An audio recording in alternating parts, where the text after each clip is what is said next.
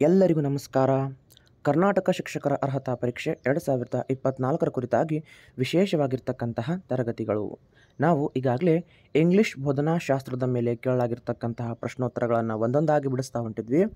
ಕಳೆದ ತರಗತಿಯಲ್ಲಿ ನಾವು 2023ರಲ್ಲಿ ಪೇಪರ್ 1ನಲ್ಲಿ ಕೇಳಿರ್ತಕ್ಕಂಥ ಪ್ರಶ್ನೆಗಳನ್ನು ನೋಡಿದ್ವಿ.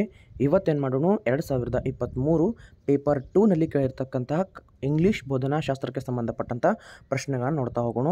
ಹೇಳಿ, ನಾನು ಈಗಾಗಲೇ ಬೇಸಿಕ್ ಆಗಿ ಪ್ರಶ್ನೆಗಳನ್ನ ಕೇಳ್ತಾ ಹೋಗ್ತಾನೆ. ಭಾಳ ಟಫ್ ಇರೋಂಗಿಲ್ಲ, ಬಟ್ ನಮಗೆ ಒಂದು ಕ್ವಶನನ್ನು ಬಿಡಿಸ್ಬೇಕಂದ್ರೆ ಅಲ್ಲಿರ್ತಕ್ಕಂಥ ಹಿಡನ್ ವರ್ಡ್ ಅಂದ್ರೆ ಒಂದೊಂದು ಶಬ್ದ ಅದಕ್ಕೆ ನಮ್ಗೆ ಅರ್ಥ ಗೊತ್ತಾಕೋತ ಹೋಯ್ತಂದ್ರೆ ಆ ಪ್ರಶ್ನೆಯನ್ನು ನಾವು ಸರಳವಾಗಿ ಬಿಡಿಸಬಹುದು ಅಂತಕ್ಕಂಥದ್ದನ್ನು ನಾನು ನಿಮಗೆ ಹೋದ ತರಗತಿನಲ್ಲೇ ಹೇಳೀನಿ. ಇಲ್ಲಿನೂ ಸತ್ಯಕ್ಕೆ ಯಾವ ರೀತಿ ಪ್ರಶ್ನೆಗಳು ಬಂದಾವ ಅದನ್ನು ನಾವು ಯಾವ ರೀತಿ ಬಿಡಿಸ್ಕೊತ ಹೋಗ್ಬೇಕಂತಕ್ಕಂಥದ್ದು ಒಂದೊಂದಾಗಿ ನೋಡ್ತಾ ಹೋಗೋಣ. ನೋಡ್ರಿ, ಫಸ್ಟ್ ಕ್ವಶನ್ ಐತಿ. ಏನದು ಫಸ್ಟ್ ಕ್ವಶನ್?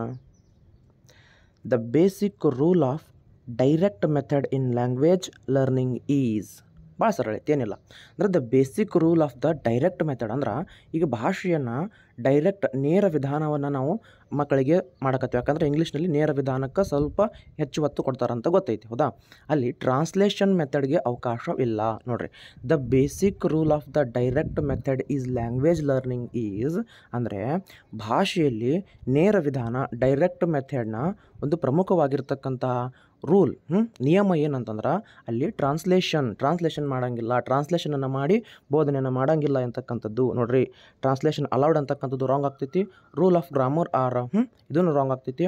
ಆಮೇಲೆ ಸಪೋರ್ಟ್ ಆಫ್ ಸ್ಟೂಡೆಂಟ್ಸ್ ಇದೂ ಅಷ್ಟು ಸಮಂಜಸ ಆಗೋದಿಲ್ಲ. ಬಟ್ ನೋಡ್ರಿ, the basic rule of the direct method in language learning is no translation is allowed ಅಂತಕ್ಕಂಥದ್ದು ಇಲ್ಲಿ ಸಿಂಪಲ್ ಆಗಿರ್ತಕ್ಕಂಥ. ನೋಡ್ರಿ, ಹೇಳಿನಲ್ಲ, ಅಷ್ಟೇ ಸರಳ ಇರ್ತಾವೆ. ಒಂದು ಚೂರು ನಾವು ಓದ್ಕೊಂಡ್ಬಿಟ್ರೆ ಆ ಶಬ್ದಕ್ಕೆ ಒಂದೊಂದು ಶಬ್ದನಾಗ ಒಂದೊಂದು ಹಿಡನ್ ವರ್ಡ್ ಇರ್ತಾವಂತ ನಾನು ಹೇಳಿಬಿಟ್ಟಿನಿ. ಅದನ್ನು ಒಂದು ಚೂರು ನಮಗೆ ಗ್ರಹಿಸ್ಕೊಂಡ್ಬಿಟ್ರೆ ಆರಾಮಾಗಿ ಒಂದೊಂದು ಪ್ರಶ್ನೆಗೂ ನೀವು ಉತ್ತರವನ್ನು ಹಾಕ್ಬೋದು. ಇನ್ನು ನೆಕ್ಸ್ಟ್ ಕ್ವಶನ್ ಇದರಾಗಂತೂ ಏನಿಲ್ಲ, ಭಾಳ ಸರಳ ಐತೆ ನೋಡ್ರಿ.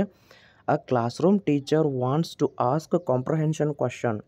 The key question verb in the question should be. ಏನು ಕಾಂಪ್ರಹೆನ್ಷನ್ ಅಂತಕ್ಕಂಥದ್ದು ನಮಗೆ ಇಲ್ಲಿ ಗ್ರಹಿಕೆ.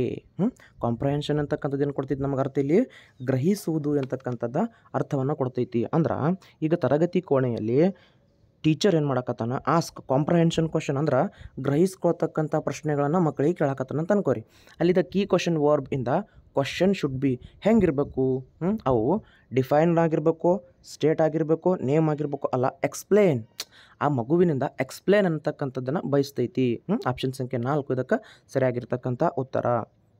ನೆಕ್ಸ್ಟ್ ಕ್ವಶನ್ ನೋಡ್ರಿ. A teacher who teaches English to young learners. ಹೇಳಿನಲ್ಲ, ಓದು ಕ್ವಶನ್ ಪೇಪರ್ ತೆಗೆದು ನೋಡ್ರಿ, ಯಂಗ್ ಲರ್ನರ್ಸ್ ಮೇಲೆ ಕ್ವಶನ್ ಆಗೈತಿ. ಪಾಸಲ್ಲ, ಆದ್ರೆ ಕ್ವಶನ್ ರಿಪೀಟ್ ಆಗ್ತಾವೋ ಅನ್ನೋದಕ್ಕಿಂತ ಅದೇ ಟಾಪಿಕ್ ಮೇಲೆ ಟ್ವಿಸ್ಟ್ ಮಾಡಿ ಕ್ವಶನನ್ನು ಕೇಳ್ತಾನ. ನೋಡ್ರಿ, ಯಂಗ್ ಲರ್ನರ್ಸ್ ಮೇಲೆ 2023 ಪೇಪರ್ 1ದಾಗ ಎರಡು ಅಥವಾ 3 ಕ್ವಶನ್ ರಿಪೀಟ್ ಆಗ್ಯಾವ. ಬಟ್ ಇಲ್ಲಿನೂ ಏನು ಮಾಡೋಣ, ಯಂಗ್ ಲರ್ನರ್ಸ್ ಮೇಲೇ ಕ್ವಶನ್ ಕೇಳೋಣ. ನೋಡ್ರಿ, a teacher who teaches English to young learners should have a reasonable command over the language and should also. ನೋಡ್ರಿ, ಎಷ್ಟು ಚಂದಿದ್ದು ಕ್ವಶನ್ ಇದು. ನೋಡ್ರಿ, ಇದನ್ನು ಸಿಂಪಲ್ ಐತಿ. ಭಾಷೆಯ ಮೇಲೆ ಕ್ವಶನನ್ನು ಕೇಳೋಣ. ಅಂದ್ರೆ ಈಗ ಯಂಗ್ ಲರ್ನರ್ಸ್ ಮೇಲೆ ಅಂದ್ರೆ ವಿದ್ಯಾರ್ಥಿಗಳಿಗೆ ಶಿಕ್ಷಕನು ಭಾಷೆಯನ್ನು ಬೋಧನೆ ಮಾಡುವಾಗ reasonable command over the language and should also ಅಂದ್ರೆ ಶಿಕ್ಷಕನು ಯಾವ ಒಂದು ಪ್ರಜ್ಞೆಯನ್ನು ಇಟ್ಕೊಂಡಿರ್ಬೇಕು ಅಂತಂದ್ರೆ know all the children in the classroom ಅಂದ್ರೆ ತರಗತಿಯಲ್ಲಿರ್ತಕ್ಕಂಥ ಎಲ್ಲ ಮಕ್ಕಳ ಬಗ್ಗೆ ತಿಳುವಳಿಕೆಯನ್ನು ಹೊಂದಿರಬೇಕು. A teacher who teach English to young learners should have a reasonable command over the language and should also ಅಂತಂದ್ರೆ know all the childrens in the classroom. ಇದು strict ನೋಡ್ರಿ, ನೆಸೆಸರಿ ಐತೇನು? ಸ್ಟ್ರಿಕ್ ಮಾಡಿದ್ರೆ ಅದು ಇಂಪ್ಲಿಮೆಂಟೇಷನ್ ಆಗ್ತೈತಿ? ಆಗೋದಿಲ್ಲ. ಇನ್ನು 3ನೇ ಆಪ್ಷನ್ ಆಗೋದಿಲ್ಲ. 4ನೇದು ನೋ ಅಟ್ಲೀಸ್ಟ್ ಅ ಫ್ಯೂ, ಸ್ವಲ್ಪ ವಿದ್ಯಾರ್ಥಿಗಳಿಗೆ. ನೋಡ್ರಿ, ಎಲ್ಲ ಮಕ್ಕಳ ಬಗ್ಗೆ ನಾವು ಒಂದು ತರಗತಿಯಲ್ಲಿ ತಿಳ್ಕೊಂಡಾಗ ಮಾತ್ರ ಏನಾಗ್ತೈತಿ, ಅಲ್ಲಿ ಒಂದು ಭಾಷೆಯ ಬೋಧನೆ ಆ ಮಕ್ಕಳಿಗೆ ಮನದಟ್ಟಾಗುವ ಹಾಗೆ ನಾವು ಹೇಳ್ಕೊಬಹುದಲ್ಲ. ನೋಡ್ರಿ, 3 ನೆಗೆಟಿವ್ ಆಗ್ತಾವ. ಒಂದು ಫಸ್ಟ್ ಆಪ್ಷನ್ ಏನಾಗ್ತೈತಿ, ಆಟೋಮೆಟಿಕ್ಕಾಗಿ ಸರಿ ಹೊಂತೈತಿ. A teacher who teach English to young learners should have a reasonable command over the language and should also know all the childrens in the classroom ಅಂತಕ್ಕಂಥದ್ದು ಭಾಳ ಸರಳ ಐತಿ. ಇದ್ರಾಗ ಏನೈತಿ, 3 ಆಗಂಗಿಲ್ಲ, ಒಂದಂತರೂ ಆಟೋಮೆಟಿಕ್ ಸರಿ ಆಗೇ ಆಗ್ತೈತಿ. ಇಂದಂತೂ ಪುಟ್ ಅಂತಕ್ಕಂಥದ್ದು ಏನೈತಿ, ಏನು ಕೇಳೋಣ, ಫೊನೆಟಿಕ್ ಟ್ರಾನ್ಸ್ಪೋರ್ಟ್ ಏನೈತಿದು ಫೊನೆಟಿಕ್ ಟ್ರಾನ್ಸ್ಕ್ರಿಪ್ಟ್ ಆಫ್ ಅಂತ ಕೇಳೋಣ. ಪುಟ್ ಅಂತಕ್ಕಂಥದ್ದು ಆಪ್ಷನ್ ಸಂಖ್ಯೆ 4 ಇದಕ್ಕೆ ಸರಿಯಾಗಿರ್ತಕ್ಕಂಥ ಉತ್ತರ ಆಗ್ತೈತಿ. ಆಪ್ಷನ್ ಸಂಖ್ಯೆ 4. ಇನ್ನು ಇಲ್ಲಿ ನೋಡ್ರಿ, teacher should see student errors as an ಅಂದ್ರೆ ಶಿಕ್ಷಕ ಮಕ್ಕಳಲ್ಲಿರ್ತಕ್ಕಂತಹ ತಪ್ಪುಗಳು, ಎರರ್ಸ್ ಅಂತಂದ್ರೆ ತಪ್ಪುಗಳು, ಹೌದಾ. ಶಿಕ್ಷಕ ಏನು ಮಾಡಬೇಕು, ಮಕ್ಕಳಲ್ಲಿರ್ತಕ್ಕಂಥ ತಪ್ಪುಗಳನ್ನ ಯಾವ ರೀತಿ ನೋಡಬೇಕು ನೋಡ್ರಿ. Teacher should see student errors ಅಂತಂದ್ರೆ ಸೀರಿಯಸ್ ಆಗಿ ನೋಡಿದ ತಕ್ಷಣ ಸೀರಿಯಸ್ ಆಗಿ ನೋಡಿದ ತರಗತಿ ಉಪಯೋಗ ಆಗೋದನ್ನೇ ಇಲ್ಲ. ಆ ತರಗತಿ ನೋಡ್ರಿ, ಟ್ರೈನ್ ಸೌಂಡ್ ಇತ್ತು, ಇನ್ನೊಂದ್ಸಲ ಹೇಳ್ಬಿಡ್ತೀನಿ question.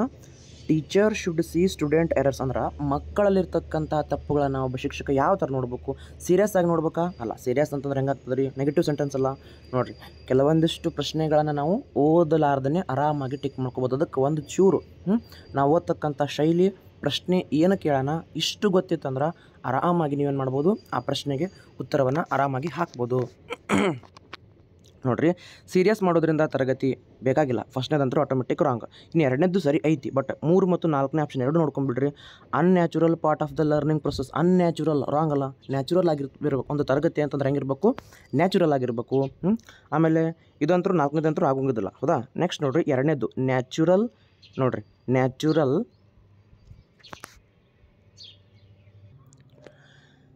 Indispensable part of the learning process. ನೋಡ್ರಿ ಎಷ್ಟು ಚಂದ ಐತಿ. Natural indispensable part of the learning process ಅಂತಕ್ಕಂಥದ್ದು ಇಲ್ಲಿ ಹೆಚ್ಚು ಪಾಸಿಟಿವ್ ಅಂತ ತೋರಿಸ್ತೈತಿ. ತರಗತಿ ಹೆಂಗಿರ್ಬೇಕು, ನ್ಯಾಚುರಲ್ ಅಂದ್ರೆ ಮಕ್ಕಳು ಹೆಂಗೆ ತಪ್ಪು ಮಾಡಕತ್ತಾರ ಅದೊಂದು ನ್ಯಾಚುರಲ್ ಪ್ರೊಸೆಸ್. ತಪ್ಪುಗಳು ಇರ್ಲಿಕ್ಕಂತಂದ್ರೆ ಕಲಿಕೆ ಉಂಟಾಗೋದಿಲ್ಲ. Part of the learning process ಅದೊಂದು ನ್ಯಾಚುರಲ್. ಅದನಂತರ ಏನಾಗ್ತೈತಿ, ಇಂಡಿಸ್ಪೆನ್ಸಿಬಲ್ ಅಂತಕ್ಕಂಥದ್ದು ಭಾಳ ಸರಳ ಆಗಿರ್ತಕ್ಕಂಥ ಪ್ರಶ್ನೆ ಐತಿ. ಆಪ್ಷನ್ ಸಂಖ್ಯೆ 2 ಇದಕ್ಕೆ ಸರಿಯಾಗಿರ್ತಕ್ಕಂಥ ಉತ್ತರ. ಇನ್ನು next, the consonant cluster is characterised by smooth translation from. ಸರಳ ಐತಿದನು ಅಂದ್ರೆ ಒಂದು ವ್ಯಂಜನದ ಬಗ್ಗೆ ಪ್ರಶ್ನೆ ಕ್ಯಾನಲ್ಲಿ. A consonant cluster is characterised by a smooth translation. Smooth ಏನಾಗ್ತೈತಿ, ಇದು transition from one consonant to another ಅಂದ್ರೆ ಒಂದು ವ್ಯಂಜನದಿಂದ ಇನ್ನೊಂದಕ್ಕೆ ಸಂಬಂಧಪಟ್ಟಿದೆ. ನೋಡ್ರಿ, ಆ ಕಾನ್ಸೋನೆಂಟ್ ಕ್ಲಸ್ಟರ್ ಅಂತಂದ್ರೆ ಎದರಿಂದ ಅದಕ್ಕೆ, ಟ್ರಾನ್ಸಿಷನ್ ಅಂತಂದ್ರೆ ಫ್ರಾಮ್ ಎದ್ರ ಟು, ಹೌದಾ. ಟು ಕೊಟ್ಟನ ಒನ್ ಕಾನ್ಸೋನೆಂಟ್ ಟು ಅನದರ್ ಅಂತಕ್ಕಂಥದ್ದು ಸರಿಯಾಗಿರ್ತಕ್ಕಂಥದ್ದು. ಇಂಥ ಪ್ರಶ್ನೆಗಳು ಒಂದು ಸ್ವಲ್ಪ ಗೊಂದಲ ಮಾಡ್ತಾವೆ, ಬಟ್ ಸರಳ ಇರ್ತಾವೆ. ಒಂದು ಚೂರು ನೀವು ನೋಡ್ಕೊಂಡ್ಬಿಟ್ರೆ ಬಂದುಬಿಡ್ತಾವ. ಇನ್ನು ನೆಕ್ಸ್ಟ್ ನೋಡ್ರಿ, the words that are best to be acquired first by a child are acquired ಅಂತಂದ್ರೆ ಸ್ವೀಕರಿಸುವುದು ಅಂತಕ್ಕಂಥದ್ದು. ನೋಡ್ರಿ, the word that are best to be acquired first by the child are words frequency used ಅಂದ್ರೆ ಪದಗಳನ್ನು, ಆ ಫ್ರೀಕ್ವೆನ್ಸಿಗಳನ್ನು use ಮಾಡ್ಕೊಳ್ಳೋದ್ರ ಮೂಲಕ words frequency use ಏನು ಮಾಡ್ತಿತ್ತು ಮಗು, ಆ ಒಂದು ಶಬ್ದಗಳನ್ನು ಅಕ್ವೈರ್ ಮಾಡ್ಕೋತ ಹೋಗ್ತೈತಿ, ಹೌದಾ. ನೋಡ್ರಿ, ಭಾಳ ಸರಳ ಇದ್ದಿದ್ದು ಪ್ರಶ್ನೆನು. ನೋಡ್ರಿ, ಹೆಂಗಿರ್ಬೇಕು ಆ ಪದಗಳು ಅಂತಂದ್ರೆ ವರ್ಡ್ಸ್ ಫ್ರೀಕ್ವೆಂಟ್ಲಿ, ಪದೇ ಆಗಾಗ್ಗೆ. ಸರಳ ಇದ್ದಿದ್ದನು ಪ್ರಶ್ನೆನು. The words that are best to be acquired first by a child are ಅಂತಂದ್ರೆ ವರ್ಡ್ ಫ್ರೀಕ್ವೆಂಟ್ಲಿ ಯೂಸ್ಡ್ ಅಂದ್ರೆ ಪದಗಳನ್ನು ಪದೇ ಏನು ಮಾಡ್ತೈತಿ, ಅದು ಹುಡ್ಕೋತ ಕಲ್ಕೋತ ಹೋಗ್ತೈತಿ.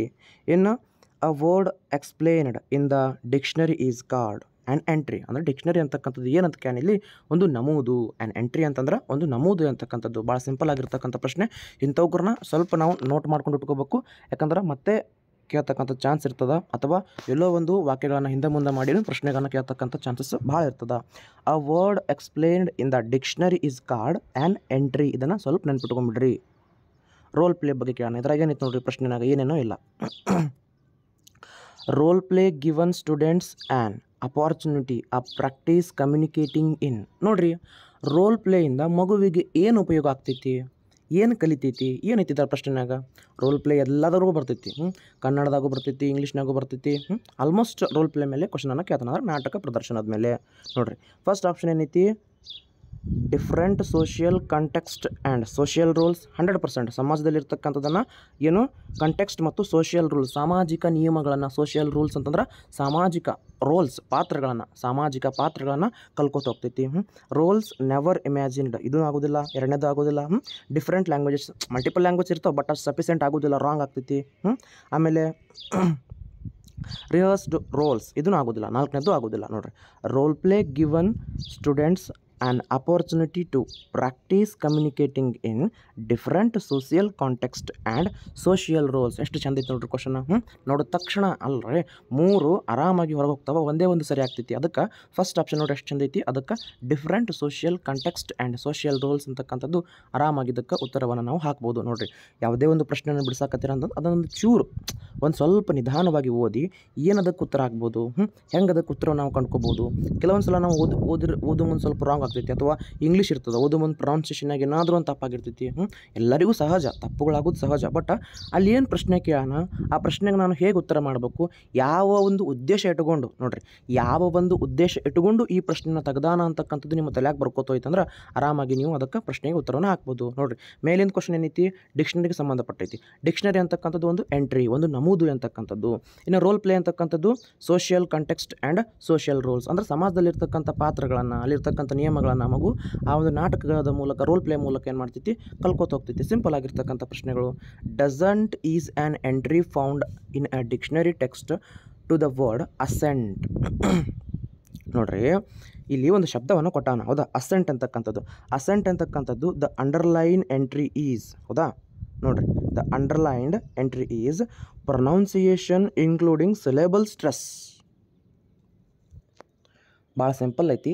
ಡಿಸೆಂಟ್ ಲಾಸ್ಟ್ ನೋಡ್ರಿ, ಲಾಸ್ಟ್ ಒಂದು ಆಪ್ಷನ್ ಕೊಟ್ಟಾನ, ಏನು ಕೊಟ್ಟಾನ, the underline entry is descent ಅಂತಕ್ಕಂಥದ್ದನ್ನು ಯಾವ ಒಂದು ನಮೂದನ್ನು ಸೂಚಿಸ್ತೈತಿ ಅಂತಕ್ಕಂಥದ್ದು. The spelling of the word ಆಗೋದಿಲ್ಲ ರೀ, ಆರಾಮ ನೆಗೆಟಿವ್ ಹೊಡೆದಾಕ್ಬಿಟ್ರಿ ಅದನ್ನು.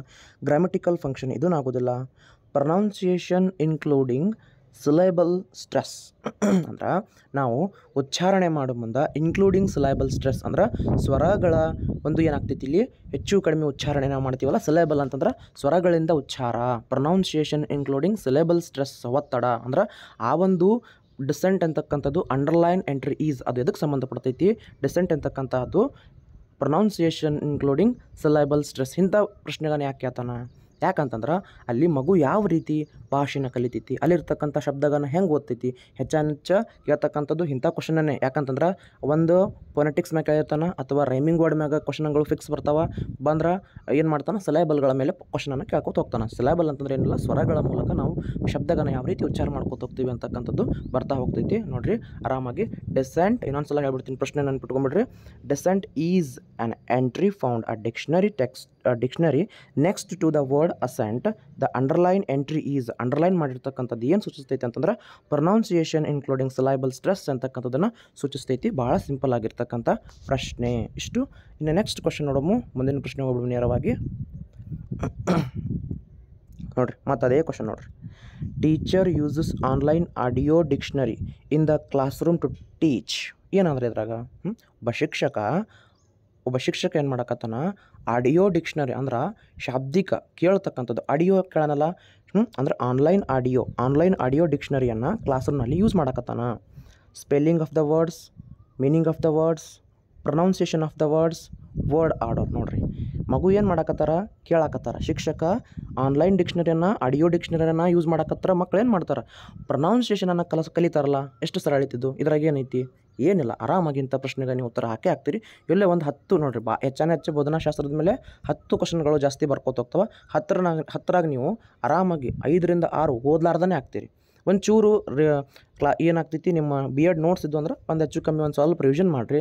ಅಥವಾ ಹೆಚ್ಚು ಸಿಟೆಟ್ ಕ್ವಶನ್ ಪೇಪರ್ಗಳು ನಿಮ್ಮ ಹತ್ರ ಇದ್ರೆ ಅಲ್ಲಿರ್ತಕ್ಕಂಥ ಇಂಗ್ಲೀಷ್ ಬೋಧನಾಶಾಸ್ತ್ರದ ಪ್ರಶ್ನೆಗಳನ್ನ ನೀವು ಓದ್ಕೋತ ಹೋಗ್ರಿ. ಕ್ವಶನ್ಗಳನ್ನು ಬಿಡಿಸ್ಕೋತ ಹೋದಂಗೆ ಪ್ರಶ್ನೆಗಳು ಹೆಂಗೆ ಕೇಳ್ತಾನೆ, ಆ ಪ್ರಶ್ನೆಗಳಿಗೆ ನಾನೊಬ್ಬ ಶಿಕ್ಷಕನಾಗಿ ಹೆಂಗೆ ಉತ್ತರವನ್ನು ಕೊಡಬೇಕು ಅಂತಕ್ಕಂಥದ್ದು ನಿಮಗೆ ಆಟೋಮೆಟಿಕ್ಕಾಗಿ ಗೊತ್ತಾಗ್ಕೋತ ಹೋಗ್ತೈತಿ. ಈ ಪ್ರಶ್ನೆದಾಗ ಏನೈತಿ, ಏನಿಲ್ಲ, ಟೀಚರ್ ಏನು ಮಾಡಕತ್ತಾನ, ಒಂದು ಡಿಕ್ಷನರಿಯನ್ನು ಯೂಸ್ ಮಾಡಕತ್ತಾನೆ. ಎಂಥ ಡಿಕ್ಷನರಿ ಅದು, ಆಡಿಯೋ ಡಿಕ್ಷನರಿ ಐತಿ. ಪ್ರೊನೌನ್ಸಿಯೇಷನ್ ಆಡಿಯೋ ಡಿಕ್ಷನರಿ ಅಂದ್ರೆ ಮಕ್ಕಳು ಕೇಳ್ತಾವ, ಏನು ಕೇಳ್ತಾವ, ಆ ಭಾಷೆಲಿರ್ತಕ್ಕಂಥ ಪ್ರೊನೌನ್ಸಿಯೇಷನ್ ಉಚ್ಚಾರ ಹೆಂಗೈತಿ, ಶಬ್ದಗಳು ಹೆಂಗದಾವ ಅಂತೇಳಿ ಮಕ್ಕಳು ಆಲಿಸ್ತಾ ಹೋಗ್ತಾವ, ಕಲ್ಕೋತ ಹೋಗ್ತಾವ. ಸಿಂಪಲ್ ಆಗಿರ್ತಕ್ಕಂಥದ್ದು ಆಪ್ಷನ್ ಸಂಖ್ಯೆ 3.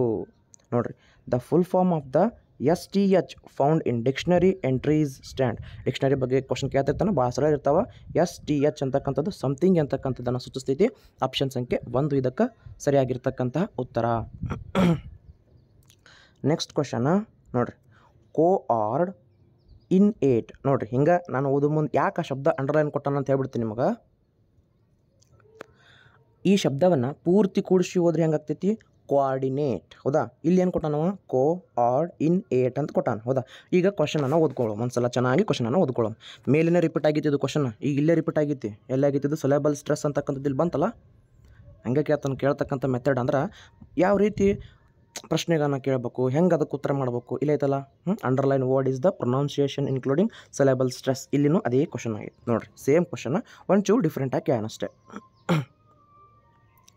ನೋಡಿರಿ, coordinate is an entry found in a dictionary for the word coordinate. The underline entry is ಏನು ಸೂಚಿಸ್ತೈತ್ರಿ, ಹೆಂಗೆ ಉಚ್ಚಾರ ಮಾಡಬೇಕು, ಉಚ್ಚಾರ ಮಾಡೋ ಮುಂದೆ ನಮ್ಮಲ್ಲಿ ಆಗ್ತಕ್ಕಂಥ ಬದಲಾವಣೆಗಳೇನು, ಸಿಂಪಲ್ ನೋಡೋದು ಅವಶ್ಯಕತೆಯೇ ಇಲ್ಲ. ಪ್ರೊನೌನ್ಸಿಯೇಷನ್ ಇನ್ಕ್ಲೂಡಿಂಗ್ ಸಿಲೆಬಲ್ ಸ್ಟ್ರೆಸ್, ಉಚ್ಚಾರ ಮಾಡೋ ಮುಂದೆ ಸ್ವರಗಳಲ್ಲಿ ಏರಿಳಿತ ಆಗ್ತೈತಿ. ಸ್ವರಗಳಲ್ಲಿ ನಾವು ಉಚ್ಚಾರ ಮಾಡೋ ಮುಂದೆ ಇಂಗ್ಲೀಷ್ ಸ್ವರಗಳು A E I O U ನೆನ್ಪಿಟ್ಕೊಂಡ್ಬಿಟ್ರಿ. ಎ ಇ ಐ ಒ ಯುಗಳಲ್ಲಿ ಬದಲಾವಣೆಗಳಾಗ್ಕೊತ ಹೋಗ್ತಾವೆ. ಸಿಲೆಬಲ್ ಸ್ಟ್ರೆಸ್ ಅಂತಂದ್ರೆ ಅದೇ ಸ್ವರಗಳ ಮೂಲಕ ನಾವು ಶಬ್ದಗಳನ್ನು ಹೆಂಗೆ ಉಚ್ಚಾರ ಮಾಡ್ಕೊತ ಹೋಗ್ತೀವಿ ಅಂತಕ್ಕಂಥದ್ದನ್ನೇ ಸಿಲೆಬಲ್ನಾಗ ನಾವು ಓದ್ಕೊತ ಹೋಗ್ತೀವಿ. ಎಸ್, ಕೋಆರ್ಡಿನೇಟ್ ನೋಡಿರಿ, ಓ ಓ ಹೌದಾ, ಮತ್ತು ಎ ಬಂದೈತಿ. ಅಲ್ಲಿ ಸ್ವರಗಳ ಸಂಖ್ಯೆ ಎಷ್ಟೈತಿ ನೋಡ್ರಿ, ಓ ಐತಿ, ಎ ಇ ಐ ಓ ಐತಿ, ಮತ್ತು ಎ ಐತಿ. ಹಿಂಗೆ ಸ್ವರಗಳ ಮೂಲಕ, ಹೌದಾ, ಆ ಸಿಲೆಬಲ್ನಲ್ಲಿ ಆಗೋದನ್ನೇ ಸ್ವರಗಳು ಏನಾಗ್ತಾವ, ಉಚ್ಚಾರ ಹಾಕ್ಕೋತ ಹೋಗ್ತಾವ. ಪ್ರೊನೌನ್ಸಿಯೇಷನ್ ಇನ್ಕ್ಲೂಡಿಂಗ್ ಸಿಲೆಬಲ್ ಸ್ಟ್ರೆಸ್ ಅಂತಕ್ಕಂಥದ್ದು ಇದಕ್ಕೆ ಸರಿಯಾಗಿರ್ತಕ್ಕಂಥ ಉತ್ತರ. ನೋಡ್ರಿ, ಏನಿತ್ತಿದ್ರಾಗ ಏನೂ ಇಲ್ಲ ಕ್ವಶನ್ದಾಗ, ಅದೇ ಕ್ವಶನ್ ರಿಪೀಟ್ ಆಗೈತಿ, ಬಟ್ ಜಸ್ಟ್ ಕೇಳ್ತಕ್ಕಂಥ ಮೆಥಡ್ ಮಾತ್ರ ಚೇಂಜ್ ಮಾಡ್ಯಾನ. ಹಿಂಗೆ ಆಗ್ತೈತಿ, ಕ್ವಶನ್ ಪೇಪರ್ಗಳು ಇರುವೇ ಹಿಂಗಿರ್ತಾವ. ನಾನು ಹೇಳ್ತಕ್ಕಂಥ ಮೆಥಡ್ ಇಲ್ಲಿ ನಿಮಗೆ ಪಟ ಬರೀ ಕ್ವಶನನ್ನು ಹೇಳಿ ಆನ್ಸರ್ನ ಹೇಳಿಬಿಟ್ರೆ ಅದಕ್ಕೆ ಅದು ಕ್ಲಾಸ್ ಉಪಯೋಗನೇ ಆಗೋದಿಲ್ಲ. ಈ ಕ್ವಶನ್ ಏನು ಕೇಳೋಣ ನೋಡಿರಿ, ಈಗ ಸದ್ಯಕ್ಕೆ ಈ ಕೋಆರ್ಡಿನೇಟ್ ಶಬ್ದವನ್ನು ಕೇಳೋಣ. ಎದಕ್ಕೆ ಕೇಳ್ತಾನೆ, ಮಕ್ಕಳದಾರಲ್ಲ ನನ್ನ ಮುಂದೆ 40 ಮಕ್ಳು ಇರ್ತಾರೆ. ನಾಳೆಗೆ 40 ಮಕ್ಕಳಿಗೆ ನಾನು ಇಂಗ್ಲೀಷ್ ಶಬ್ದವನ್ನು ಹೆಂಗೆ ಕಲಿಸ್ಬೇಕು, ರೈಮಿಂಗ್ ವರ್ಡ್ಸ್ ಇರ್ತಾವೆ, ಆಮೇಲೆ ಅಪೋಸಿಟ್ ವರ್ಡ್ಸ್ ಇರ್ತಾವೆ, ಆಮೇಲೆ ಸಿಲೆಬಲ್ಗಳಿಗೆ ಸಂಬಂಧಪಟ್ಟಂತೆ ವೋವೆಲ್ಸ್ಗಳಿಗೆ ಸಂಬಂಧಪಟ್ಟಂಥ ವರ್ಡ್ಸ್ ಇರ್ತಾವೆ, ಸೈಲೆಂಟ್ ವರ್ಡ್ಸ್ ಇರ್ತಾವೆ. ಆ ಎಲ್ಲ ಮಕ್ಕಳಿಗೆ ಅಲ್ಲಿರ್ತಕ್ಕಂಥ ಉಚ್ಚಾರಣೆಯನ್ನು ನಾವು ಹೇಳ್ಕೊಟ್ಟಾಗ ಮಾತ್ರ ಮಗು ಕಲಿತೈತಲ್ಲ, ಅದಕ್ಕಾಗಿ ಸಂಬಂಧಪಟ್ಟಂತೆ ಈ ಹಿನ್ನೆಲೆಯಲ್ಲಿ ಇಂಥ ಪ್ರಶ್ನೆಗಳನ್ನ ಮಾಡ್ತಾನೆ, ತಕ್ಕೋದು ಬರ್ತಾನೆ. ಭಾಳ ಸಿಂಪಲ್ ಇರ್ತದೆ. ಇದನ್ನು ಕೆಳಗಿನ ಕ್ವಶನ್ ಅಂತೂ ಭಾಳ ಸರಳ ನೋಡ್ರಿ. The correct sequence of the facilitating a prose lesson by the teachers. ಇಲ್ಲಿ ಮೆಥಡ್ ಐತಿ, engage, explore, explain, expand and evaluate. ಈ ಸೀಕ್ವೆನ್ಸನ್ನು ನೆನ್ಪಿಟ್ಕೋರಿ, ಪದೇ ಕೇಳ್ತಕ್ಕಂಥ ಚಾನ್ಸ್ ಭಾಳ ಇರ್ತದೆ. Next question, effective communication involves. Effective communication ನೋಡಿರಿ, ಅಫೆಕ್ಟಿವ್ ಕಮ್ಯುನಿಕೇಷನ್ ನೀವು ಹೆಂಗೆ ಮಾಡ್ತೀರಿ ಕ್ಲಾಸ್ ರೂಮ್ನಾಗ, ನೋಡಿರಿ, appropriate use of voice and body language. ಹೌದಲ್ಲ, ನಾನು ಇಂಗ್ಲೀಷನ್ನು ಮಕ್ಕಳಿಗೆ ಬೋಧನೆ ಮಾಡಕತ್ತೀನಿ ಅಂತಂದ್ರೆ ನನ್ನ ಧ್ವನಿ ಮತ್ತು ಬಾಡಿ ಲ್ಯಾಂಗ್ವೇಜ್ ಅಂದ್ರೆ ನಾನು ಏನು ಸಂಜ್ಞೆಗಳನ್ನು ಮಾಡ್ಕೋತ ಹೋಗ್ತೀನಲ್ಲ ಅದನ್ನು ನಾನು ಉಚ್ಚಾರ ಮಾಡ್ಕೋತ ಹೋಗ್ತೈತಿ. ನನ್ನ ಬಾಡಿ ಸ್ಟೈಲನ್ನು ಮಗು ನೋಡ್ಕೋತ ಕಲ್ಕೋತ ಹೋಗ್ತೈತಿ. Effective communication involves appropriate use of voice and body language. ಏನಾದಿದೆ ಪ್ರಶ್ನೆಯಾಗ ಏನೂ ಇಲ್ಲ, ಭಾಳ ಸರಳ. ಯೂಸ್ ಆಫ್ ಗುಡ್ ವಾಯ್ಸ್, ಬರೇ ಧ್ವನಿಯ ಮೂಲಕ ಉಚ್ಚಾರ ಮಾಡೋದ್ರದ್ದು ಕರೆಕ್ಟ್ ಆಗ್ತೈತಿ, ಆಗೋದಿಲ್ಲ. ಆಮೇಲೆ ಬಾಡಿ ಲ್ಯಾಂಗ್ವೇಜ್, ಬರೇ ಬಾಡಿ ಲ್ಯಾಂಗ್ವೇಜ್ನೂ ಆಗೋದಿಲ್ಲ. ಕ್ಯಾಶುಯಲ್ ಲರ್ನಿಂಗ್ನೂ ಆಗೋದಿಲ್ಲ, ಲಿಸ್ನಿಂಗ್ನೂ ಆಗೋದಿಲ್ಲ, ಬರೀ ಆಲ್ಸೋದು ಆಗೋದಿಲ್ಲ. ಎಷ್ಟು ನೋಡಿರಿ, 3 ನೆಗೆಟಿವ್ ಅದು ಅಲ್ಲ, ಆರಾಮಾಗಿ 3 ನಾವು ತೆಗೆದು ಹಾಕ್ಬೋದಲ್ಲ. ಆರಾಮಾಗಿ ಒಂದೇ ಆಪ್ಷನ್ ಏನಾಗ್ತೈತಿ ಇಲ್ಲಿ ಸರಿಯಾಗಿರ್ತಕ್ಕಂಥ ಉತ್ತರ ಆಗ್ತೈತಿ. Appropriate use of voice and body language ಅಂತಕ್ಕಂಥದ್ದು ಇಲ್ಲಿ ಸರಿಯಾಗಿರ್ತಕ್ಕಂಥ ಉತ್ತರ. The study of speech sounds their production and the script is phonetics ಅಂತಕ್ಕಂಥದ್ದು. ಫೊನೆಟಿಕ್ಸ್ನ ಏನು ಕಾರಣ, ವ್ಯಾಖ್ಯಾನ ಕಾರಣ ನೋಡ್ರಿ, ಇಲ್ಲಿ ಭಾಳ ಸರಳ ಐತಿ. The study of speech sounds their production and the script is phonetics ಅಂತಕ್ಕಂಥದ್ದು ಇಲ್ಲಿ ಸರಿಯಾಗಿರ್ತಕ್ಕಂಥ ಉತ್ತರ. When the ability of student to be brief in writing. ನೋಡಿರಿ, ಒಂದು ಶಬ್ದ ನಮಗೆ ಸಿಕ್ಕರೆ ಸಾಕು, ಬ್ರೀಫ್ಗೆ ಅನ್ನೋ. ಬ್ರೀಫ್ ಅಂದ್ರೆ ಡೆಪ್ತ್ ಆಗಿ, ಬ್ರೀಫ್ ರೈಟಿಂಗ್ ಇನ್ ಎನ್ಹ್ಯಾನ್ಸ್ಡ್. ಎನ್ಹ್ಯಾನ್ಸ್ ಅಂತಂದರೆ ಇನ್ನೂ ಹೆಚ್ಚು ವರ್ಧನೆ ಮಾಡುವುದು, ಎನ್ಹ್ಯಾನ್ಸ್ ಅಂತಂದರೆ ಜಾಸ್ತಿ ಮಾಡುವುದು. Than he has attend the skill of. ಎಂಥ ಒಂದು ಸ್ಕಿಲ್ಲನ್ನು ಆ ಮಗು ಅಳವಡಿಸ್ಕೊಳಕತ್ತಾನ, ಎಂಥ ಒಂದು ಸ್ಕಿಲ್ಲನ್ನು ಕಲಿಯಾಕತ್ತಾನ ಅಂತಂದ್ರೆ ಸಮರೈಸಿಂಗ್, ಸಾರಾಂಶೀಕರಣವನ್ನು ಮಾಡಕತ್ತಾನ ಮಗು. ನೋಡಿರಿ, ಎಂಥ ಒಂದು ಕಲೆಯನ್ನು ಮಗು ಇಲ್ಲಿ ಕಲಿಯಾಕತ್ತೈತಿ ಅಂತಂದ್ರೆ ಸಮರೈಸಿಂಗ್. ನೋಡಿರಿ, ಕ್ವಶನ್ ಓದಿದ ತಕ್ಷಣ ನಮಗೆ ಗೊತ್ತಾಗ್ಬಿಡ್ತೈತಿ. ನೋಡಿರಿ, ability of student to be brief writing. ಒಂದು ಅವ ಆಳಕ್ಕೆ ಹೋಗಿ ಅಂದ್ರೆ ಬ್ರೀಫ್ ಅಂತಂದ್ರೆ ಆ ಒಂದು ವಿಷಯಕ್ಕೆ ಸಂಬಂಧಪಟ್ಟಂತೆ ಬ್ರೀಫ್ ನಾಲೆಜನ್ನು ಪಡೆಯಕತ್ತಾನ. ಎನ್ಹ್ಯಾನ್ಸ್ಡ್, ಮತ್ತು ಎಂಥದೈತಿ ಅದು ಎನ್ಹ್ಯಾನ್ಸ್, ಅದು ಹೆಚ್ಚಿಗೇನೈತಿ, ಎನ್ಹ್ಯಾನ್ಸ್ ಆಗೈತಿ ಅಂದ್ರೆ ಬಲವರ್ಧನೆ ಆಗೈತಿ. ಆನಂತರ ದೆನ್ ಈ ಒಂದು ಕೌಶಲ್ಯಗಳು ಎಲ್ಲಿ ಕಂಡು ಬರ್ತಾವ, then he has attained the skill of ಎಂಥ ಒಂದು ಕೌಶಲ್ಯ ಆ ಮಗುವಿನಲ್ಲಿ ಐತಿ ಅಂತಂದ್ರೆ ಸಮರೈಸಿಂಗ್ ಅಂದ್ರೆ ಸಾರಾಂಶೀಕರಣವನ್ನು ಮಾಡ್ತಕ್ಕಂಥ ಸ್ಕಿಲ್ಲ ಇಲ್ಲಿ ಬೆಳಿತೈತಿ. ಒಂದೊಂದು ಶಬ್ದ ಸಿಕ್ತಂದ್ರೆ ಆ ಕ್ವಶನ್ಗೆ ನಾವು ಆರಾಮಾಗಿ ಉತ್ತರವನ್ನು ಹಾಕ್ಬೋದು. ಎಡಿಟಿಂಗ್ ಆಗೋದಿಲ್ಲ, ಆನಂತರ ಫಾರ್ಮೆಟಿಂಗ್ ಆಗೋದಿಲ್ಲ. ಆರಾಮಾಗಿ 1, 2 ಮತ್ತು 4ನೇ ಆಪ್ಷನ್ಗಳು ರಾಂಗ್ ಆಗ್ತವೆ. ಆಪ್ಷನ್ ಸಂಖ್ಯೆ 3 ಹೆಚ್ಚು ಸೂಟೇಬಲ್ ಆಗ್ತೈತಿ. ಯಾಕಂತಂದ್ರೆ ಮಗು ಬ್ರೀಫ್ ರೈಟಿಂಗ್ ಮಾಡಕತ್ತೈತಿ, ಆಳಕ್ಕೆ ಹೋಗಿ ಆ ಕೌಶಲ್ಯವನ್ನು ಕಲ್ತೈತಿ, ಎನ್ಹ್ಯಾನ್ಸ್ ಮಾಡೈತಿ, ಮತ್ತು ಅದನ್ನು ತನ್ನದೇ ಆಗಿರ್ತಕ್ಕಂಥ ಒಂದು ಏನೋ ವಿಚಾರದಲ್ಲಿ ಬರೆಯಕತ್ತೈತಿ ಅಂತಂದ್ರೆ ಅದು ಸಮರೈಸಿಂಗ್, ಆ ಒಂದು ವಿಷಯಕ್ಕೆ ಕುರಿತು ಸಮರೈಸ್ ಮಾಡಕತ್ತಿ ಅಂತಕ್ಕಂಥ ಅರ್ಥವನ್ನು ಕೊಡ್ತೈತಿ. ಇನ್ನು ನೆಕ್ಸ್ಟ್ ಕ್ವಶನ ಭಾಳ ಸರಳ ಐತಿ ನೋಡ್ರಿ. ಇದನ್ನು ಪ್ರಾಕ್ಟೀಸ್ ಆಫ್ ಮಿನಿಮಲ್ ಪಿಯರ್ಸ್ ನೋಡ್ರಿ. ಒಂದು ಶಬ್ದದ ಒಂದು ಪಿಯರ್ ಐತಿ ಇಲ್ಲಿ. ಎಂಥ ಪಿಯರ್ ಐತಿ? ಬಿನ್ ಐತಿ, ಬೀನ್ ಐತಿ. In use to develop the skill, ಎಂಥ ಸ್ಕಿಲನ್ನು ಇದು ಡೆವಲಪ್ ಮಾಡ್ತೈತಿ, ಎಂಥ ಒಂದು ಕೌಶಲ್ಯನ ಬೆಳವಣಿಗೆ ಮಾಡ್ತೈತಿ ಅಂದ್ರೆ ಲಿಸ್ನಿಂಗ್ ಆ್ಯಂಡ್ ಸ್ಪೀಕಿಂಗ್. ಹೆಂಗೆ ರೀ ಸರ ಲಿಸ್ನಿಂಗ್ ಆ್ಯಂಡ್ ಸ್ಪೀಕಿಂಗ್ ಹೆಂಗೆ ಡೆವಲಪ್ಮೆಂಟ್ ಆಗ್ತಾವಿಲ್ಲಿ ನೋಡ್ರಿ. ಮಿನಿಮಲ್ ಪಿಯರ್ಸ್, ಬಿನ್ ಮತ್ತು ಬಿನ್ ಎರಡೂ ಶಬ್ದಕ್ಕೆ ಬೇರೆ ಬೇರೆ ಅರ್ಥ ಅದಾವ. ಬಿನ್ ಅಂತಕ್ಕಂಥದ್ದು ಈಗ ನಾವು ನಾರ್ಮಲಾಗಿ ಡಸ್ಟ್ಬಿನ್ ಅಂತಕ್ಕಂಥ ಪದವನ್ನು ಬಿನ್ ಅಂತಂದ್ರೆ ಒಂದು ಡಸ್ಟ್ಬಿನ್ ಒಂದು ಶಬ್ದವನ್ನು ಉಪಯೋಗ ಮಾಡ್ತೀವಿ. ಬಟ್ BEAN ಬೀನ್ ಅಂತಕ್ಕಂಥದ್ದು ಈ ಉರುಳೆ ಬೀಜಕ್ಕೆ ಅವಕ್ಕೆ ಬೀನ್ ಅಂತಲೂ ನಾವು ಕರಿತೀವಲ್ಲ. ನೋಡ್ರಿ, ಬಿನ್ ಮತ್ತು ಬೀನ್ ಈ ಎರಡೂ ಪದಗಳಲ್ಲಿ ಮಗು ಎಂಥ ಕೌಶಲ್ಯವನ್ನು ಕಲಿಯಾಕತ್ತೈತಿ ಅಂದ್ರೆ ಲಿಸ್ನಿಂಗ್ ಆ್ಯಂಡ್ ಸ್ಪೀಕಿಂಗ್. ನೋಡಿರಿ ಎಷ್ಟು ಚಂದ ಐತಲ್ಲ ಕ್ವಶನ್ ಇದು. ಲಿಸ್ನಿಂಗ್ ಒಂದು ಕೇಳ್ತೈತಿ, ಆಮೇಲೆ ಸ್ಪೀಕಿಂಗ್ ಕಲಿತೈತಿ. ಹೌದಾ? ಕೇಳಿ ಏನು ಮಾಡ್ತೈತಿ, ಆ ಒಂದು ಶಬ್ದಗಳಿಗೆ ಅರ್ಥವನ್ನು, ಯಾವ ರೀತಿಯ ಶಬ್ದಗಳ ಡಿಫ್ರೆನ್ಸ್ ಅದಾವ, ಹಿಂಗೆ ಭಾಳ ಬರ್ತಾವೆ ಇಂಗ್ಲೀಷ್ನಾಗ. ಕೇಳ್ತಕ್ಕಂಥ ಉದ್ದೇಶ ಏನಿಲ್ಲಿ, ಮಗು ಒಂದೇ ಒಂದು ಈಗ ಉಚ್ಚಾರಣೆ ಮಾಡೋ ಮುಂದೆ ಬಿನ್ನ ಮತ್ತು ಬೀನ್ ಎರಡೂ ಸೇಮ್ ಅನ್ನಿಸ್ತಾವೆ. ಬಟ್ ಅಲ್ಲಿರ್ತಕ್ಕಂಥ ಇಂಥ ಕ್ವಶನ್ಗಳನ್ನು ಕೇಳ್ತಕ್ಕಂಥ ಮೂಲ ಉದ್ದೇಶ ಏನು, ಮಗು ಇವುಗಳಿಂದ ಹೆಂಗೆ ಕಲಿತೈತಿ, ಎಂಥ ಒಂದು ಕೌಶಲ್ಯಗಳನ್ನು ಕಲಿತೈತಿ ಅಂತ ಪ್ರಶ್ನೆ ಮಾಡ್ಯಾನ. ಭಾಳ ಸಿಂಪಲ್ ಕ್ವಶನ್ ಐತಿ. ಲಿಸ್ನಿಂಗ್ ಆ್ಯಂಡ್ ಸ್ಪೀಕಿಂಗ್ ಅಂತಕ್ಕಂಥದ್ದು. ಹೌದಾ? ಬರೀ ಲಿಸ್ನಿಂಗ್ ಆಗೋದಿಲ್ಲ, ಬರೀ ಸ್ಪೀಕಿಂಗ್ ಆಗೋದಿಲ್ಲ, ರೈಟಿಂಗ್ ಆಗೋದಿಲ್ಲ. ಲಿಸ್ನಿಂಗ್ ಆ್ಯಂಡ್ ಸ್ಪೀಕಿಂಗ್, ಮಗು ಏನು ಮಾಡ್ತೈತಿ, ಇಂಥ ಶಬ್ದಗಳನ್ನು ಕೇಳೋದ್ರಿಂದ, ದಿನನಿತ್ಯ ಕೇಳೋದ್ರಿಂದ ಲಿಸ್ನಿಂಗ್ ಆ್ಯಂಡ್ ಸ್ಪೀಕಿಂಗ್ ಮೂಲಕ ಹೊಸ ಹೊಸ ಭಾಷೆಯಲ್ಲಿರ್ತಕ್ಕಂಥ ಕೌಶಲ್ಯಗಳನ್ನು ಕಲಿತಾ ಹೋಗ್ತೈತಿ. ಇನ್ನು ಕೆಳಗಿಂತ ರೋಲ್ ಪ್ಲೇ ಮತ್ತು ನಾಟಕದ ಮೇಲೆ, ರೋಲ್ ಪ್ಲೇ ಮೇಲೆ ಒಂದು ಫಿಕ್ಸ್ ಕ್ವಶನ್ ಇಟ್ಟೇ ಇಡ್ತಾನೆ. ಏನು ಕ್ಯಾನ್ ಇಲ್ಲಿ? The role play activity helps. ಅಲ್ಲಿನೂ ಅದೇ ಕ್ಯಾನ, ಇಲ್ಲಿನೂ ಅದೇ ಕ್ಯಾನ. ಫ್ಲುವೆನ್ಸಿ ಆ್ಯಂಡ್ ಸ್ಪೀಕಿಂಗ, ಫ್ಲುವೆನ್ಸಿ ಇನ್ ಸ್ಪೀಕಿಂಗ್ ಅಂದ್ರೆ ಭಾಷೆಯಲ್ಲಿ ನಿರರ್ಗಳತೆಯನ್ನು ಮಗು ಕಲಿತೈತಿ. ಏನು ಡೆವಲಪ್ ಮಾಡ್ತೈತಿ ಅಂತ ಕ್ಯಾನ ಒಂದು ಉಪಯೋಗಾರಕ್ಕೆ ಆತನ. ಇಲ್ಲಿಕಂದ್ರೆ ಅದರದ್ದು ಡೆವಲಪ್ಮೆಂಟ್ ಅಂದ್ರೆ ಯಾವ ರೀತಿ ಬೆಳವಣಿಗೆಯನ್ನು ತೋರಿಸ್ತೈತಿ ಅಂತಕ್ಕಂಥದ್ದನ್ನು ಕೇಳ್ತಾನೆ. ಹೌದಾ? ಫ್ಲುವೆನ್ಸಿ ಇನ್ ಸ್ಪೀಕಿಂಗ. ಅಕ್ಯುರೇಸಿ ಇನ್ ರೈಟಿಂಗ್ ಆಗೋದಿಲ್ಲ. ನೋಡಿರಿ, accuracy in writing can, writing ಸಂಬಂಧಪಡಂಗಿಲ್ಲ. ಇನ್ನು ಲಿಸ್ನಿಂಗ್ ಬರೋಂಗಿಲ್ಲ, ಲೆಕ್ಸಿಕಲ್ ಇದೂ ಬರೋಂಗಿಲ್ಲ. ಇನ್ನು ಆಪ್ಷನ್ ಸಂಖ್ಯೆ 1 ಫ್ಲುವೆನ್ಸಿ ಇನ್ ಸ್ಪೀಕಿಂಗ್ ಅಂತಕ್ಕಂಥದ್ದು ಭಾಷೆಯಲ್ಲಿ ನಿರರ್ಗಳವಾಗಿ ಮಾತನಾಡ್ಕೋತ ಮಗು ಏನು ಮಾಡ್ತೈತಿ, ಕಲಿತೈತಿ. ರೋಲ್ ಪ್ಲೇ ಅಂತಕ್ಕಂಥದ್ದು ಎಷ್ಟು ಸರಳ ನೋಡ್ರಿ ಇದನ್ನು. Yes, the teacher conducts formative assessment in the classroom. Formative ಕೇಳ್ತಾನ, ಸಮೇಟಿವ್ ಕೇಳ್ತಾನ. ಭಾಳ ಕಲಿಕೆಯ ಮೇಲೆ ಅಂದ್ರೆ ಮೌಲ್ಯಮಾಪನದ ಮೇಲೆ ಒಂದು ಕ್ವಶನ್ ಕೇಳ್ಕೊತ ಹೋಗ್ತಾನೆ. ಸಿಂಪಲ್ ಆಗಿರ್ತಕ್ಕಂಥದ್ದು, ಏನಿಲ್ಲ. ಥಾಟ್ ಔಟ್ ದ ಅಕಾಡೆಮಿಕ್ ಇಯರ್ ಅಂದ್ರೆ ಏನೆಲ್ಲ ಕಲಿಯೋದ್ರಿಂದ ಆ ಒಂದು ನಿರಂತರವಾಗಿ ಮಗು ಯಾವೆಲ್ಲ ಮೂಲಕ ಕಲಿತೈತಲ್ಲ ಅದನ್ನು ಏನು ಮಾಡ್ತೈತಿ ಇಲ್ಲಿ ನಾವು ಫಾರ್ಮೇಟಿವ್ ಅಸೆಸ್ಮೆಂಟ್ನಲ್ಲಿ ಮೌಲ್ಯಮಾಪನ ಮಾಡ್ಕೋತ ಹೋಗ್ತೀವಿ. The end of the every semester ಆಗೋದಿಲ್ಲ. ಎವ್ರಿ ಸೆಮಿಸ್ಟರ್ ಅಂತಂದ್ರೆ ಅದು ಸಂಕಲನಾತ್ಮಕ ಮೌಲ್ಯಮಾಪನಕ್ಕೆ ಹೋಗ್ಬಿಡ್ತೈತಿ. At the beginning of the academic year ಇದೂ ಆಗೋದಿಲ್ಲ. At the end of the academic year ಇದೂ ಆಗೋದಿಲ್ಲ. ಥಾಟ್ ಔಟ್ ದ ಅಕಾಡೆಮಿಕ್ ಇಯರ್ ಅಂತಕ್ಕಂಥದ್ದು ಭಾಳ ಸೂಕ್ತವಾಗಿರ್ತಕ್ಕಂಥ ವಾಕ್ಯ ಆಗ್ತೈತಿ ಇಲ್ಲಿ. The teacher conducts formative assessment in the classroom is ಥಾಟ್ ಔಟ್ ದ ಅಕಾಡೆಮಿಕ್ ಇಯರ್. ಇಷ್ಟು ಸಿಂಪಲ್ನಾಗಿ ಏನು ಮಾಡಿವಿ ನಾವು, ಸುಮಾರು ಒಂದು 20 ರಿಂದ 22 ಪ್ರಶ್ನೆಗಳನ್ನು ಬರೀ 22-23 ನಿಮಿಷನಾಗೇ ಕ್ಲೋಸ್ ಮಾಡಿವಿ. ಆಲ್ಮೋಸ್ಟ್ ಆ ಒಂದು ಪ್ರಶ್ನೆಗಳಿಗೆ ಹೆಂಗೆ ನಾವು ಉತ್ತರವನ್ನು ಕೊಡಬೇಕಂತಂದ್ರೆ, ನೀವು ಇಂಗ್ಲೀಷ್ ಭಾಷಾ ಬೋಧನಾ ಶಿಕ್ಷಕರಾಗಿ ಈಗ ನೀವು ಕ್ಲಾಸ್ ರೂಮ್ನಾಗ ನಿಂತು ಬಿಟ್ರಿ ಅಂತಾರೆ, ಮಕ್ಕಳಿಗೆ ನೀವು ಯಾವೆಲ್ಲ ಕೌಶಲ್ಯಗಳ ಮೂಲಕ ಆ ಭಾಷೆನ ನೀವು ಕಲಿಸ್ತೀರಿ ಅಂತಕ್ಕಂಥದ್ದೇನೆ ಇಂಗ್ಲೀಷ್ ಬೋಧನಾ ಶಾಸ್ತ್ರ. ಇಷ್ಟು ನೀವು ತಲೆಯಾಗಿಟ್ಟುಕೊಂಡು ಪ್ರಶ್ನೆಗಳನ್ನು ಓದ್ತಾ ಹೋಗ್ರಿ. ಆಟೋಮೆಟಿಕ್ಕಾಗಿ ಕೆಲವೊಂದಿಷ್ಟು ಟೈಮ್ ಹೆಂಗಿರ್ತದೆ ಅಂತಂದ್ರೆ, ನೀವು ಓದ್ಲಿಕ್ಕಂದ್ರೂ ಆ ಪ್ರಶ್ನೆ ಉತ್ತರವನ್ನು ಹಾಕ್ತೀರಿ. ಯಾಕಂತಂದ್ರೆ ನಿಮ್ಮಲ್ಲಿ ಆ ಕೌಶಲ್ಯ ಆಲ್ರೆಡಿ ಇರ್ತೈತಿ. ಸುಮ್ಮನೆ ಟಫ್ ಇರ್ತೈತಿ ಅಂತೇಳಿ ನಮಗೆ ಭಯ ಪಡಿಸ್ತಾರೆ. ಏನೂ ಇರೋಂಗಿಲ್ಲ. ಇಂಗ್ಲೀಷ್ ನಾನು ಸುಮಾರು 10th ಮುಗಿತಕ್ಕಂತರೂ ಇಂಗ್ಲೀಷ್ ನನಗೆ ಭಾಳ ಟಫ್ ಆಗಿತ್ತು. ಆದ್ರೆ ಕಲಿತಾ ನಿರಂತರವಾಗಿ ನಮಗೇನು PhD ಮಾಡೋದು ಬೇಕಾಗಿಲ್ಲ. ಕ್ವಶನ್ಗೆ ಆನ್ಸರ್ ಕೊಡಕ್ಕೆ ಬಂದ್ರೆ ನಮಗಷ್ಟು ಸಾಕು. ನಮ್ಮ ಇಂಗ್ಲೀಷ್ನಾಗ PhD ಮಾಡಿ ಅದರಾಗ ಪ್ರೈಸ್ ತೊಗೋಬೇಕಂತ ಏನೇನೇನಿಲ್ಲ. ನಮಗೇನು ಎಕ್ಸಾಮೆಲ್ಲ ಕ್ಲಿಯರ್ ಮಾಡೋಕ್ಕೆ, ಆ ಒಂದು ಪ್ರಶ್ನೆಗಳಿಗೆ ಉತ್ತರ ನಮ್ಮ ಮಕ್ಕಳಿಗೆ ಅದನ್ನು ಬೋಧನೆ ಮಾಡೋಕ್ಕೆ ಇಷ್ಟು ನಮಗೆ ಬಂದ್ರೆ ಸಾಕಲ್ಲ. ಇದಕ್ಕಿಂತ ಹೆಚ್ಚು ನಮಗೇನು ಬೇಕು? ಓಕೆನಾ? ಮತ್ತೇನು ಮಾಡೋಣ, ಈ ನೆಕ್ಸ್ಟ್ ಕ್ಲಾಸ್ನಾಗ 2022 ಪೇಪರ್ 1ನಲ್ಲಿ ಇಂಗ್ಲೀಷ್ ಬೋಧನಾ ಶಾಸ್ತ್ರದ ಮೇಲೆ ಕೇಳಿರ್ತಕ್ಕಂಥ ಪ್ರಶ್ನೆಗಳನ್ನು ಓದ್ಕೋತ ಹೋಗಮು. ಸುಮಾರು 250 ರಿಂದ 300 ಪ್ರಶ್ನೆಗಳಾಗ್ತವೆ. ಆಲ್ಮೋಸ್ಟ್ ಅದ್ರಾಗ ಎಷ್ಟೋ ಕ್ವಶನ್ಗಳು ರಿಪೀಟ್ ಆಗ್ತವೆ, ಎಷ್ಟೋ ನಾಲೆಜ್ ನಮಗೆ ಸಿಗ್ತಾ ಹೋಗ್ತೈತಿ. ಓಕೆ, ನೋಡ್ಕೋತ ಹೋಗಮಂತ. ನೆಕ್ಸ್ಟ್ ಮತ್ತೆ ಮುಂದಿನ ತರಗತಿಯಲ್ಲಿ ನಾವು ಮತ್ತೆ ಭೇಟಿ ಆಗ್ತೀನಿ ಸ್ನೇಹಿತರೆ. ಎಲ್ಲರಿಗೂ ನಮಸ್ಕಾರ ಮತ್ತು ಧನ್ಯವಾದಗಳು.